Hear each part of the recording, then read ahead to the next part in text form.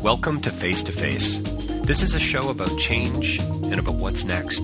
It's a show that wants to ask questions, peel back the layers of our average everyday experience, and go beyond scratching the surface. We interview amazing people with incredible ideas and stories who have done wild, weird, and wonderful things. Remember that imagination shared creates collaboration, and collaboration creates community, and community inspires social change. I'm David Peck, and this is Face to Face.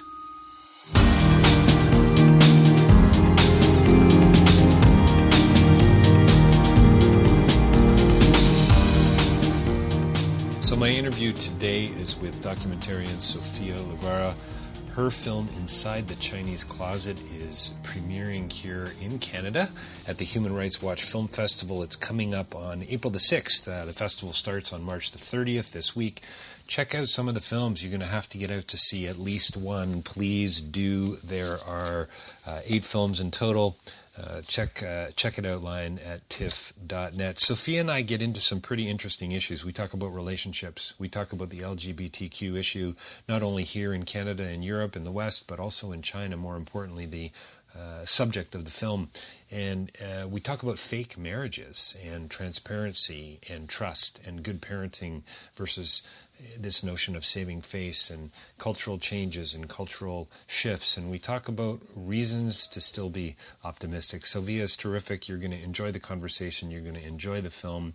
I believe it's premiering on April the 6th at the Human Rights Watch Film Festival with TIFF this year. Check it out. And more interviews online at davidpecklive.com. Sophia Luvarà coming your way. Well, welcome to Face to Face. We are joined by a very special guest today from the UK, Sophia Luvarà. She is joining us here today to talk about her new film that will be premiering at the Human Rights Watch Film Festival here in Toronto. Sophia, thank you for taking the time to chat with me today. Thank you for having me. Yeah, I really appreciate your time. So I think we're working on a bit of a time frame here. I know you've got to get out to. You're going to a film festival tonight, are you not, or is something like that? And you're currently in London, England. Yeah. It's the BFI Flare Film Festival at the moment, yeah. So I'm not going to talk a lot about your biography, but I do want to know, how do you go from sort of medical biotechnology in your past to documentary filmmaking? I'm really interested in that link. Before we start talking about your wonderful and difficult film at times, Inside the Chinese Closet, tell me a little bit more about your path as a filmmaker.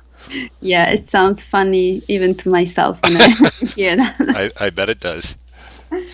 Yeah, it's actually, it was pretty straightforward. I was sure I was going to become a very famous scientist somehow since the age of 9. But then after my master's degree, when I started working in a lab in cancer research, I did about 1 year, and I've decided that wasn't really what I wanted to do with my life. So I quit my job and I went to London to start doing all sorts of small jobs around cinema and advertising and documentary. And then I also took some documentary courses. And I started making my small short movies here and there. But what really did make the difference was attending the Documentary Campus Master School, which is a program run in Europe, in different countries in Europe. And they choose 15 projects every year. So I was chosen, and after that, it all happened. I made this film, and it's doing very well now. So kind of an unlikely place for you to land. When you look back, does it make sense to you? Yeah, actually, I was always into films, especially documentaries, but I never thought I could make that my career. I grew up with the idea that you have to either be a doctor or, that documentary filmmaker is not really a career. Right. So, it's quite funny thinking about it now. But then it took me some time to realize that actually you could if you work hard enough. And so I decided to give it a try. And I'm really happy that I did, because I'm much happier now traveling around the world rather than staying in my lab. the whole day. Right. My daughter is 8, and she told me just this past weekend that she wants to be a biologist. So maybe I will have her give you a call, and you guys can have a chat about her Yeah, future as a scientist. yeah. Give her a camera. Don't give her a microscope like my father did. There you go. That sounds like great advice. So your film, Inside the Chinese Closet, I found it kind of heartbreaking to watch on a variety of levels, and I I felt drawn to it for a variety of reasons. I guess partially because one of the things that I like to talk about and I like to generate discussion around is this whole idea of social change and moving the conversation forward. But I'm also a parent, and I have young children, and I don't really know where to start with my questions to you. But is it fair to say this movie, in fact, it is about so many things, but is it fair to say this movie's about poor parenting?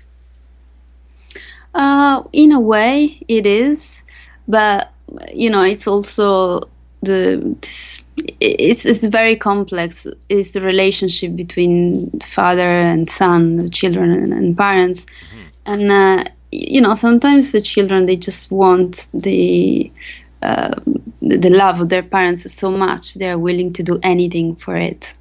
And so you question maybe they're not bad parents. It's just the way the children live, the way the children interact with their parents.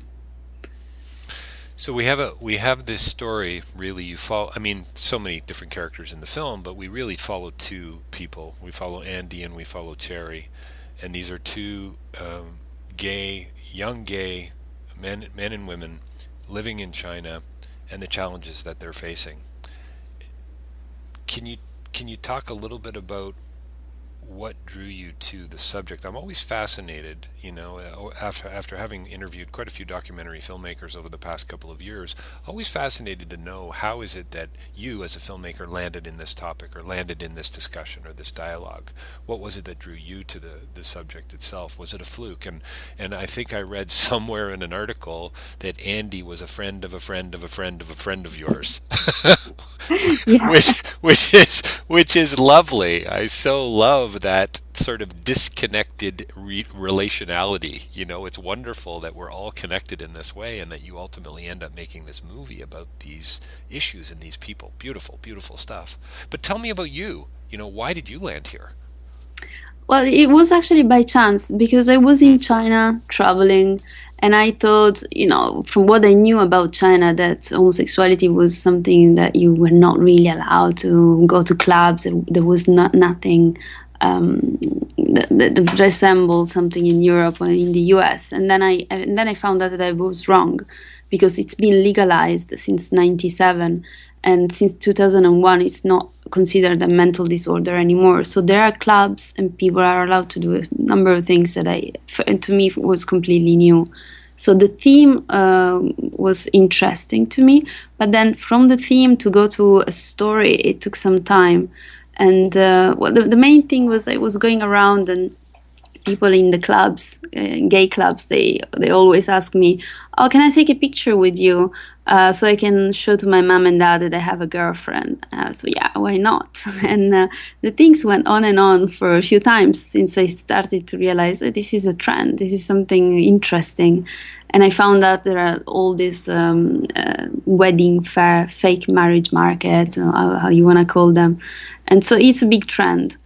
And again, the story was interesting. The theme was really new to me, and then I had to find obviously that small thing that connects me to the story, which of course is the relationship between the children and the parents, which is something universal. And I think that's that level where everybody can connect with, no matter where you're from or your background. I think so. So in other words, what the film really was about for you was about the relationships, or the lack of relationships, I suppose you could say. In a way, it seems to me, I think anyway, what it seems to me is that the parents are more concerned about what other people think about them than they are about their relationships with their own children. Is that a fair statement to make? It is, but at the same time, it's again this need for the children, for Andy and Cherry in this case, of make their parents proud, no matter what. You know, most people at some point in their life, we all did at some point, we wanted to make our parents proud. Hmm. And we thought that making them happy, we would be happy. And we just did what they were expecting us to do.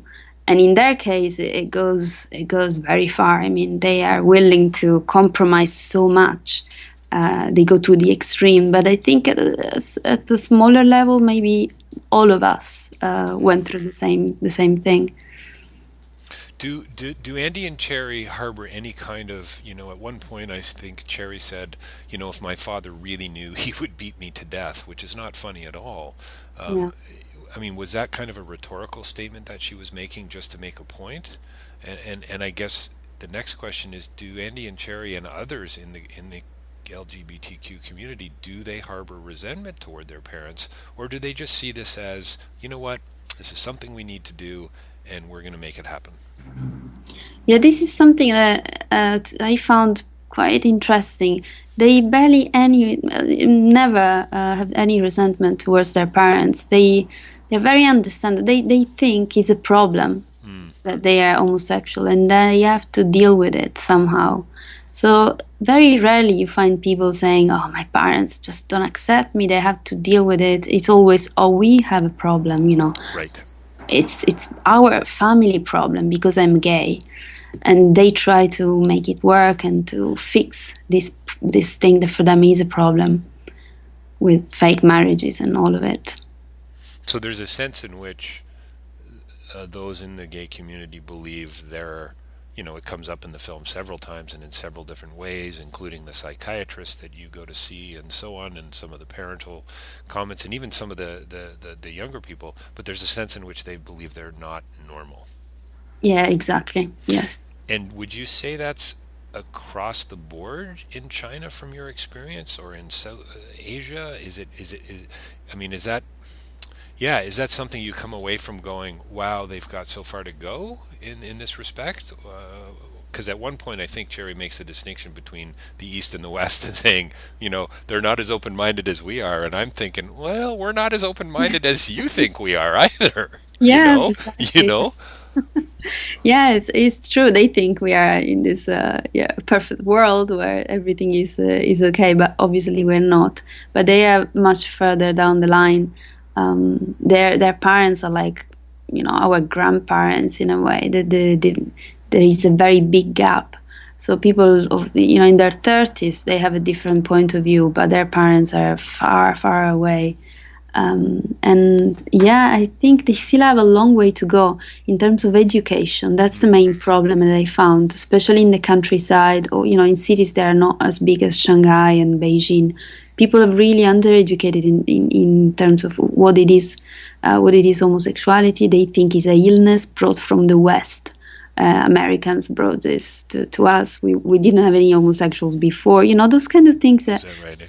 it would make a huge difference if the government had some sort of even just talking about it in the media. It would make a difference. People would understand there is nothing wrong with it. No, they still really have a long way to go. It's funny. There's a joke there. I think the West can be blamed for a lot of things, but Yeah. I don't think this is one of them. But I know exactly what you mean. I've spent a lot of time in a lot of different cultures over the years doing the work that I do, and to see the cultural differences, the educational differences. I mean, when it comes to to simple things in the development world where I work, the idea of washing hands. It sounds so condescending to say, oh, these folks need to learn how to wash their hands in this particular community in order so that they don't die from diarrhea. But the truth is, they really do need to do that. These local Cambodians or these local Malawians or whatever the case might be. And the reality is, there are all kinds of people here in this part of the world who need to learn. So I think you're absolutely right about education. I mean, is that one of the takeaways for you as a filmmaker that um, as a global race, as a human race, we've got a long way to go, you know? Absolutely, yeah, yeah. And plus, I'm from the south of Italy, which is not the most developed place on earth. And also, we have the Catholic, the church, and religion. And I can tell you, I mean, it's not easy to be gay in the south of Italy, where I'm from. It's not the easiest thing in the world. And again, there is a lot of ignorance there as well, and prejudice. And so I think, yes, definitely, there is a lot that can be done to educate people all over the world, and not enough has been done. And sometimes, Sophia, sometimes don't you think we love to in the West, especially in the U.S. and Canada and European cultures, don't we love to sort of point the finger? Yes, I think so. Yeah. I think we do. Even though we may not actually point the finger, I think we do get a sense of sort of pleasure out of like we're in the know. We've made it. We're educated. We're liberated, and so on. Mm. And one of the things that I am always struck by when I travel overseas are the things that I learn, the stuff that I take away from other people, from other cultures, from other relationships. Yeah, no, you're absolutely right. And plus, we have this idea that watching documentaries or reading the news, and we think, oh, look at the way they are, and it is so different from us. But then, if you look a little bit with a bit of more, a little bit further, you realize actually they're not that different. They're not that different from us. In many things, we're very similar all over the globe. It doesn't matter where you're from. Well, exactly. And it's something you said just a few minutes ago about living in the south of Italy and how difficult it was there. Uh, isn't, you talked about difference. Is there, I mean, I want to believe there's similarity through difference. And, my friends would all groan right now if I made that statement because they'd say, oh, David, there you go being academic again. What does that even mean? Right? But, but I actually think there is something profoundly true about that, and it's not my idea. I'm borrowing it from the films that I've seen, from the conversations that I've had, from the people I've met, from the philosophers that I've read. That yes, we're all different, but we're all interconnected in one way or another. Are we not? Absolutely, absolutely, and especially when you talk about the basic things of family or uh, you know sexual orientation, religion, even you find out that we all pretty much think the same all over the world, and we have the same problems, and it's something that you can easily connect to.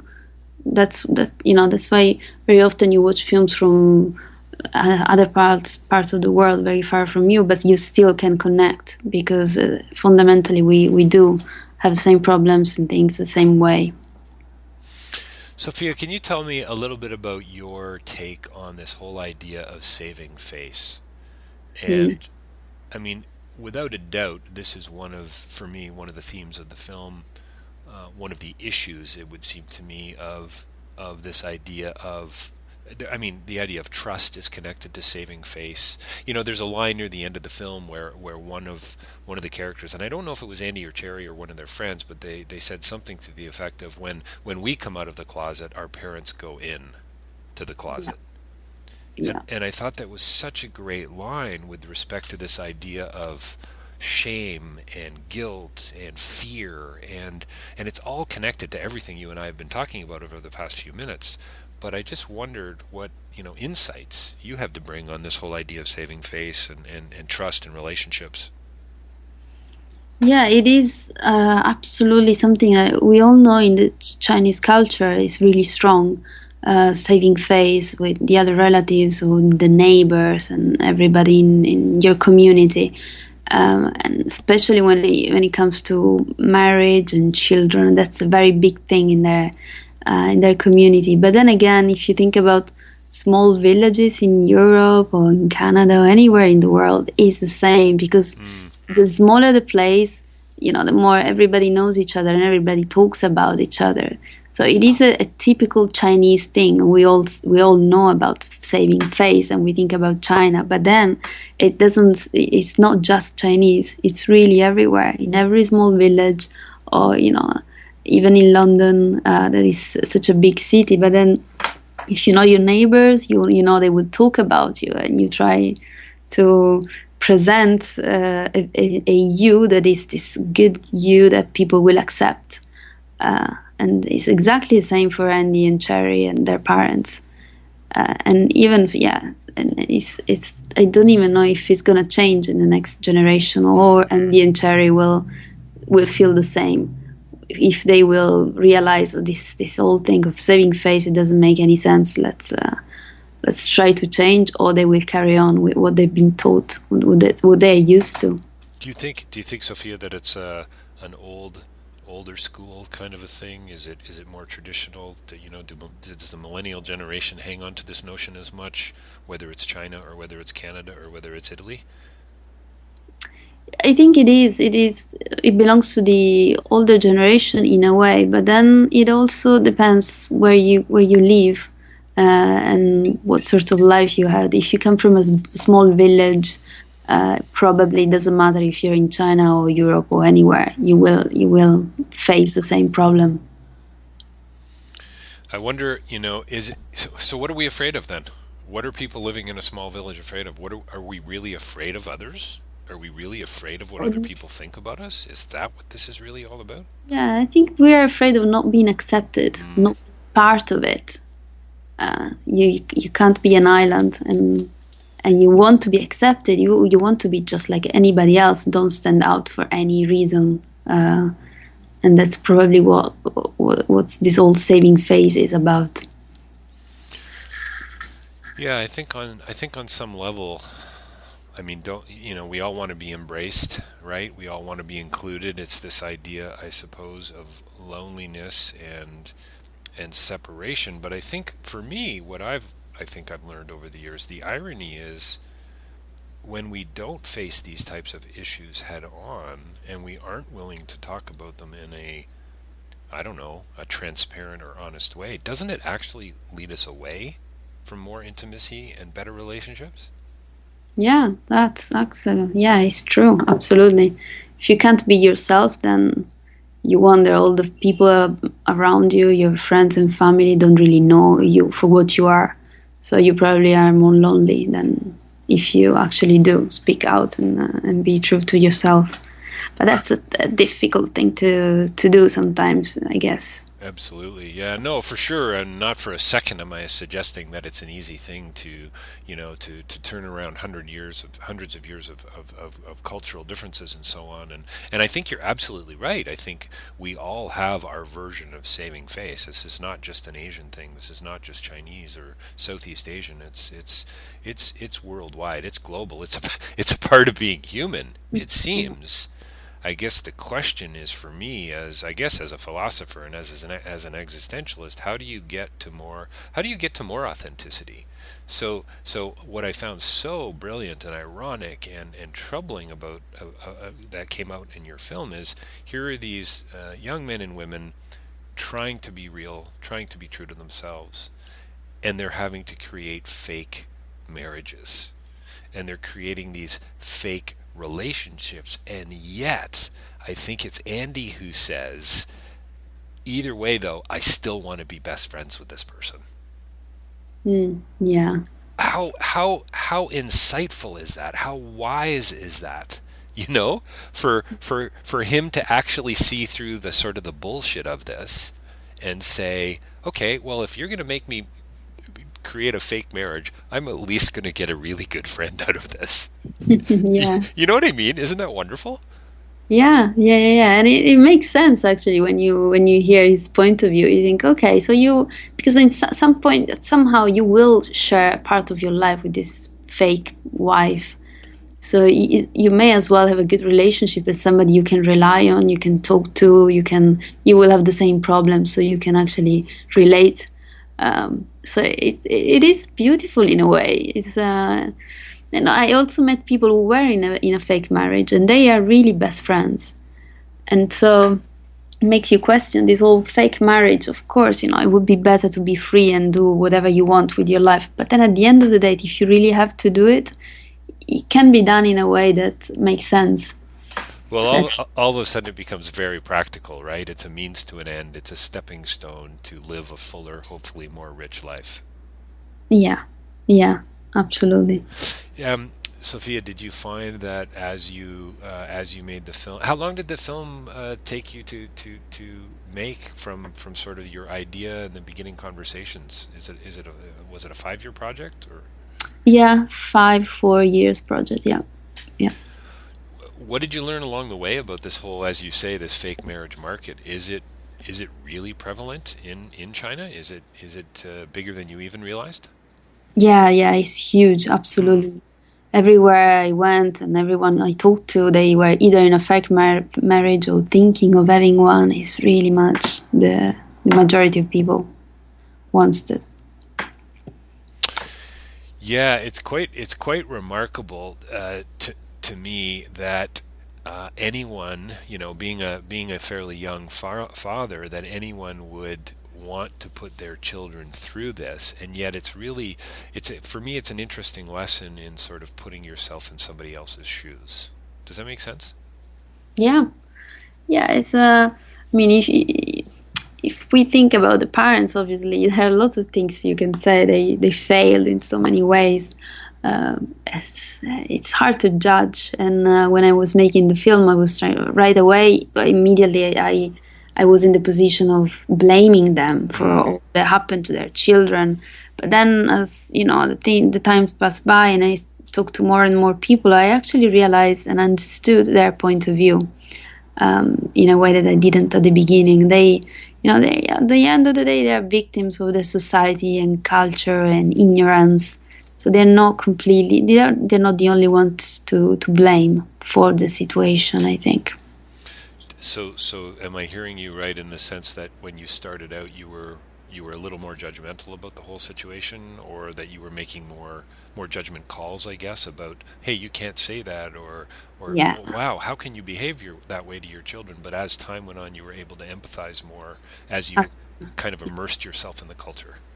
Yeah, absolutely, absolutely. I was more judgmental at the beginning, and also I was sort of preaching in a way. I had my moral value, thinking, "Oh, Andy, come on, you have to be free. You have to act like a free man." But then and that's only when you stay on the surface. Then when you start to understand reasons and understand the culture and their personality, and then you put yourself in a position you're not able to judge anymore or to give moral to have you to stand by your moral value. Suddenly things that maybe seems crazy at the beginning, then you start to wonder, maybe actually it's not that crazy, maybe it's all right if it works for them, whatever works. So, from your perspective, are things changing? Did you see slip? I mean, you end the film with this wonderful fireworks display, which is this celebratory kind of period to the film and to the piece and so on. Do you really feel that way emotionally and spiritually, intuitively, that things are getting better? Yes, I do. I'm optimistic about it, and I think the next generation will be better and then better, and it's a matter of time, but it's happening, it's changing, I think. So we'll probably have to wrap it up here in a couple of minutes, and I know you've got to get going to your next appointment. But I did want to ask you, did I catch that right? Did Andy actually ask you to marry him as well? Yes. I I thought so. I kind of laughed out loud. It was really quite a lovely, sweet moment. Tell me a little bit more about that. I got to know how you felt there. Did he take you totally by surprise? Well, I was surprised, but then at the same time, I could see that happening. Yeah, I had a feeling that was going to happen, and there was a part of me thinking, "Why not? I just do it. What's the problem? What's the matter? We just have this fake wedding, and I meet this family, and it's gonna be fun." And then the other part of me was maybe I shouldn't do that because it's not something as a filmmaker I shouldn't interfere too much with his life. But then he made a decision for me, so he decided not to marry me. Quite. And did you feel rejected by that? No, I felt relieved. Yes, that would have probably complicated certainly both of your lives a lot more, actually. Uh, Yeah, yeah, film, particularly the film, would take a complete different yes. path, and I didn't want that. I didn't want to become part of the film. So no, it's good that we didn't marry, didn't get married. Hey, just before we wrap up, I thought one of the things that was really interesting, though, in that sequence, he makes the comment where he says, he talks more to you than he does to his dad. And it Yeah. just it broke my heart, Sophia. It did, and it just and you go, how many families, how many children, how many parents are living in those kinds of relationships all over the world? Yeah, You know? that's very much yeah, very important part of the film. That exactly this, the son that feels so disconnected to his father. He wished he could talk more and he could be understood, but it's really heartbreaking. It Uh, really is, and it goes right back to your comment about aren't we all in this together? About we all just want to be loved and included and accepted. And I think there's so many messages to your film. It's really quite remarkable. But that for me is probably one of the sort of the higher kind of level themes almost, if you will. Hey, did you as you and maybe we should wrap it up with this question, but as you sort of through this 4 to 5 year process, how much of the story did you know before you went in, or did you really, as a documentarian in this case, was it really being revealed to you as you filmed? yeah, I didn't know much about it, and it was really I was learning by doing it, and I was understanding more and more each day that I was shooting. So it really was a learning process the whole way through. Also being different culture, I'm not from there. To me, it was all new, and it took time to understand more and adjust. And the film also took time because I needed to to really immerse myself into their society and culture. Well, I think it's a perfect way to end. Sophia Luvarà here today, our guest on Face to Face, talking about her film Inside the Chinese Closet, premiering here in Canada, I believe. Is that right, Sophia? Yeah. April the 6th, 6:30 p.m. at the Human Rights Watch Film Festival. And Sophia, thanks so much for joining us today. Congratulations on a beautiful and troubling film, and I wish you well with your next project. What is your next project? Yeah, it's at the very beginning. It's about Italian mafia. Oh, I'm already interested. Can we book another interview right now? Is that a possibility? Wow, that's amazing. Well, it's not like you've gone from one challenging subject to another, but good for you. And congratulations once again, and thank you for your time today. Thank you very much. Thank you for having me.